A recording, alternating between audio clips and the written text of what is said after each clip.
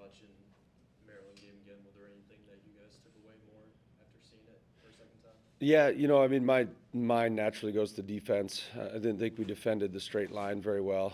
Just got driven like crazy. Weren't in our gaps consistently. Probably hurt us quite a bit. And then I thought our offense is sometimes it can get stuck. It got a little bit stuck in this. We just can't.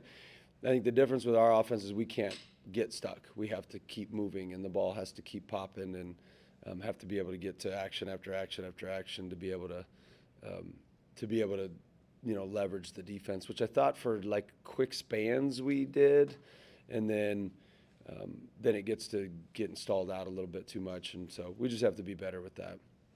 Do you worry that maybe some of the other guys are just waiting for Bennett to do something and maybe they've got to get more involved in it? I do, yeah. No, I think that they need to, yes.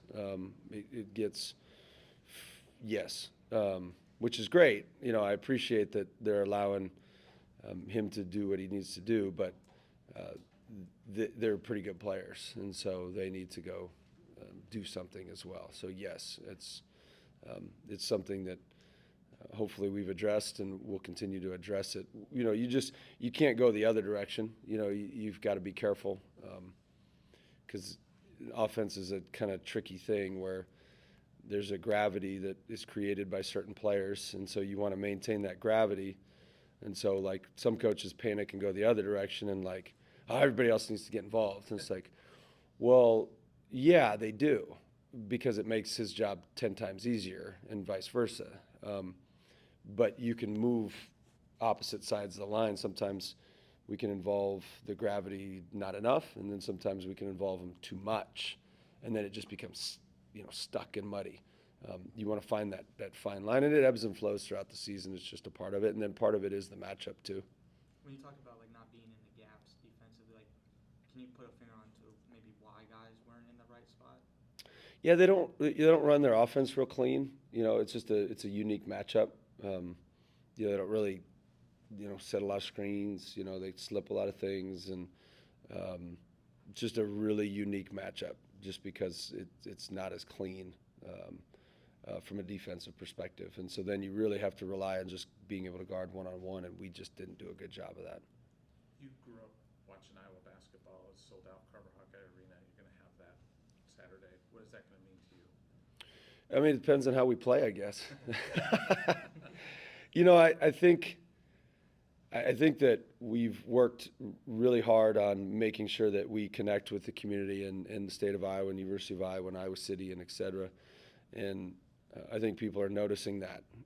Regardless of wins or losses or how the season's going one way or the other, we want to connect and we want to build this thing, like I've said since day one, together. And it doesn't speak to what we've done as far as like winning games and stuff like that. I do think it speaks to people being able to connect with the group that we have and being able to connect with my staff and on through. That's why you're seeing it snowball a little bit to where we're able to generate, people at games consistently. But again, if we have 5 people or we have 25,000 people, which we won't have 25,000 to seat that many, it's irrelevant. We appreciate the 5 people. Like it is what it is, and that's how we are going to do it and continue to work to build this program to make it. I always said that you always want to make it better than the way you found it, and that's part of that is getting people to games and fighting for that, but also not getting upset if you don't have 18,000 fans every single game. Like it is what it is, and we appreciate 5 fans. That's our mentality. But don't you also think being 18-6 is helping get them in there tomorrow? Yeah, I think so, but we don't want it to be dependent upon us winning and losing games. I think that the best crowds in the country are the ones that come regardless. I know you see. You see some venues, I won't name any venues because I don't want to help promote them, but you see some institutions where, they're awful and they sell out, or they're at the games and they're cheering, and maybe that was created through some type of brand loyalty, and that's kind of what you're looking for. But it doesn't just happen. It takes years and years, and it can't just be dependent upon winning. It has to be dependent upon the connection that you can create, because you can control that. I can control the kids that we bring into this program. I can control the connection with the community, and then the community can, kind of connect with our program, and that's what makes the program special. Is that, yeah, the winning is a byproduct of that, or vice versa. Maybe that's a byproduct of winning too. What do you feel like is different from this team now versus the last time you guys played Purdue, which honestly wasn't even that long ago? I thought we were in really good rhythm during that game. I don't think last game we were as in good rhythm, meaning against Maryland. Even the game before that, just not great rhythm offensively right now. I thought we were when we played Purdue. I don't know who we played before that. I thought defensively we were pretty good, as good as you can be. I think they're the number one offense in the country. So we were as good as you could be, and then just needed to score a few more points down the stretch to be able to win that game, because they can score it. They're good. Obviously Braden's elite. Their shooters are elite. They've got great leadership. Their bigs are physical and really good. They're one of the best coach teams in the country as far as from an offensive perspective, and then they've really been guarding lately too. How do you feel like Brendan played when he came in the second half against Maryland? Thought he brought energy. Thought he brought an edge. He hit those 2 shots, but I thought defensively he executed the scouting report much better than what we had, and we just needed some juice, and he brings that. Just weren't quite as ready with some of the other guys, and but they will be. They'll get back and going again. So we'll be good there. When you talked about getting guys tuned up to the level you want them to be, is there a time earlier in your coaching career where you've dealt with that, and can you maybe just walk through kind of how you helped get guys to the point where you wanted them to be? Yeah, I think it probably goes first with first off, every year you have these issues, no matter if you're 38-0 or whatever your record is.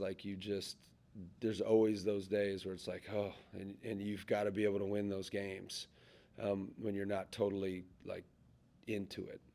Then you got to find a way to get yourself in. So that happens with the best of the best.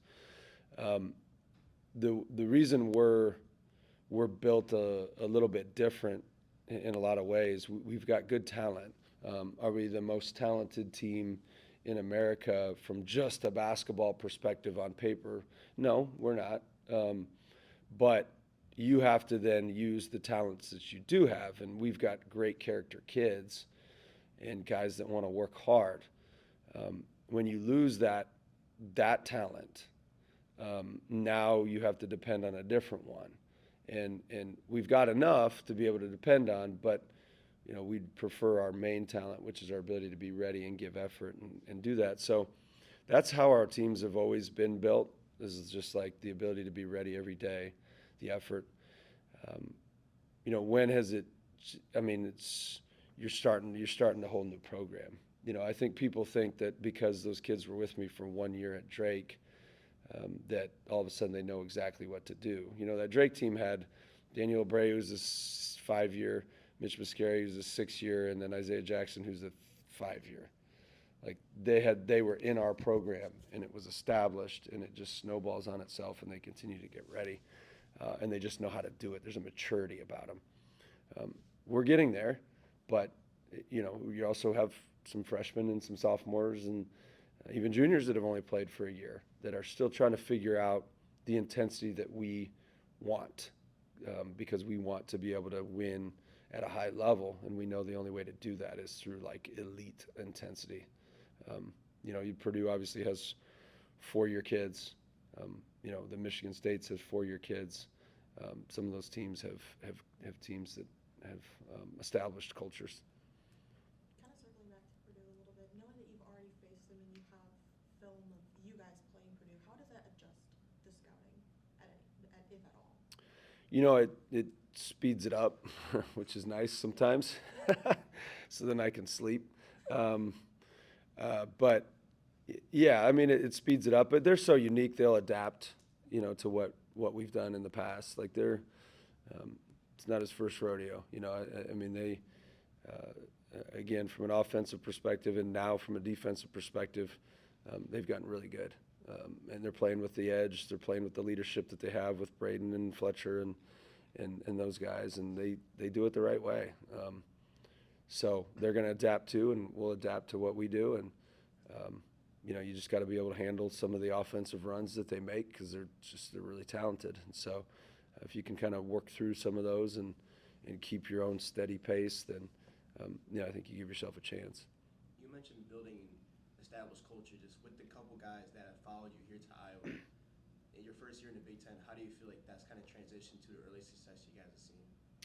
I mean, a lot. I think that, like, when you get year 1 to year 2 to year 3 in our program, I think you'll be shocked. I mean, Bennett, you look no further than Bennett. He was second team all-conference in a Division II league. Second team all-conference in a Division II league, okay? And then he's MVP of the Missouri Valley, which Missouri Valley is a really good league. And then I don't know what he's doing here. He's having a good year here and winning games here. So year 2, year 3, year 4 in our program, guys will shockingly get better. Cale Combs probably, I don't know what he averaged minute last year, probably 12, 15 maybe at best. Some games he'd play less than that even. And now he's starting in the Big Ten and winning games in the Big Ten and playing well. So you'll see that guys get better and better and better and better in our program. And unfortunately, kind of both, it does take some time. It's one of those things that I remember I had a strength coach at Northwest Missouri State, and then we had a kid. I'm like, man, can we just do a bunch of sit-ups to get this kid's core stronger? And he's like, honestly, it just takes time. Like, he's got to do squats and hang cleans, and that'll really work his core even more than just doing a bunch of abs really quick, right? And so that's the same concept for the way you establish, kids. Is it just they get a little bit better, they get a little bit better, they get a little bit better, and then you go back and you watch them during their summer, their freshman year, and you're like, that is not the same kid that I remember. But you kind of see the arrival, so everybody sees Bennett where he's at, but they didn't go back and watch him as a freshman in college. If that makes any sense or answers your question. I know you said you've intended to get Trevin in, and it just hasn't worked out with the rotation. How do you kind of balance the fact that, I mean, he just hasn't played in a while, but also, like, from a rebounding perspective and, like, physicality perspective, again, especially against someone like Purdue, he could probably help you. How do you kind of weigh that decision making Yeah. process? I don't know. I probably need to do a better job of that one. I think the biggest thing with him is offensively.